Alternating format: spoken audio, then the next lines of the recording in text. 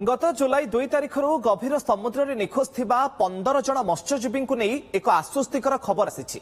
पश्चिम Bangar Shankarpur fisherman संघर secretary श्वेदेश नायक सूचना देइछन्ति जे निखोज ट्रलरटी को अन्य एक ट्रलर सहायता नामखाना अंचल को टाणी निया जाइछि।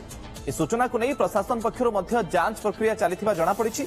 जदिओ मत्स्यजीवी मानकर सुरक्षा और स्वास्थ्य संपर्क में एपर्यंत सरकारी भाव स्पष्ट सूचना प्रकाश पाई नाही, तथापि खबर परिवार लोकंक मन में आशा संचार करिछि।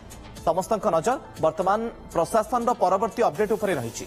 पाग प्रतिकूल थिबा बेले इलिसी माछ धरिबाकू गभीर समुद्र को जाइथिबा ट्रलर सह 15 जन मत्स्यजीवींक सह जोगाजोग विच्छिन्न होई जाइथिला। दीर्घ 9 दिन धरि सेमानकर कोनोसी संधान मिलु नथिबारु परिवार लोके चिंतारे रहिथिले।